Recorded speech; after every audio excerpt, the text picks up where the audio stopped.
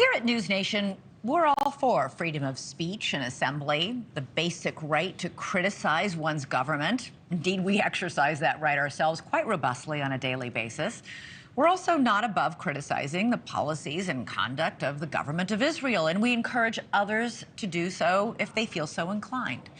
But I would bet that most people would draw the line at actively supporting any group that engages in the slaughter of innocents, the use of rape as a weapon of war, the frequent and flagrant use of its own people as human shields and human bombs.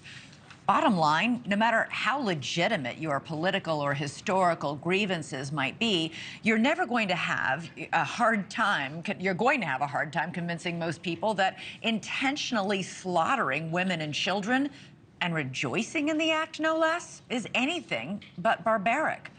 So that brings us to the profound moral confusion we've been witnessing ever since October 7th. And boy, was it on full display yesterday.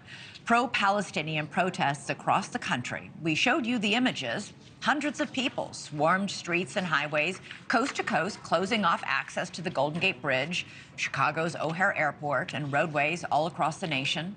In some places, the anti-Israel sentiment turned anti-American. And by now, you should know that the two hatreds walk hand in hand.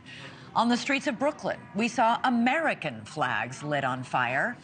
Just to underscore whose side these protesters are on, the Hamas terrorists who have sworn to wipe Israel off the face of the map. The Iranian theocrats who respond to political protests in their own country with mass arrests and torture and executions.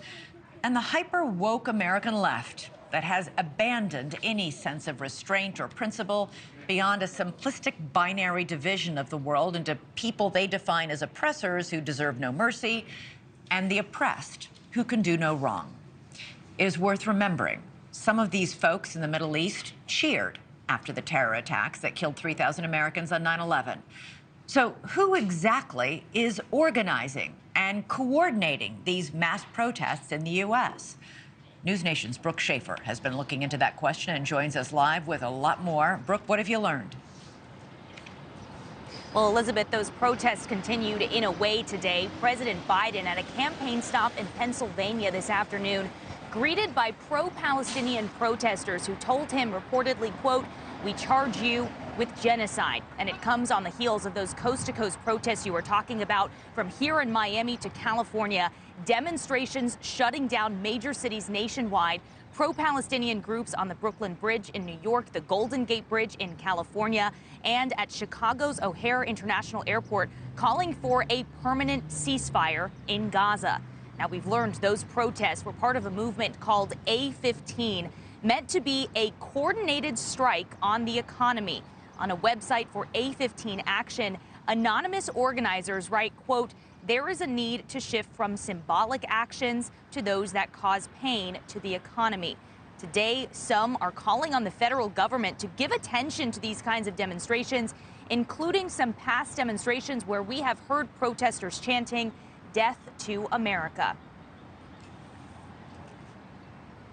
Unfortunately, they feel and they are being allowed access to creating these types of disturbances. And there's, again, an absence of law enforcement. Look, it's mind-boggling to me that this doesn't attract the sort of federal attention that it should, and perhaps their attention is diverted elsewhere. But this is exactly the type of threat that needs to be enforced. And yesterday's demonstrations weren't just meant to block the economy here in the U.S. That group behind the A15 protest announcing demonstrations from Mexico City to Seoul, South Korea. We have reached out to them for comment.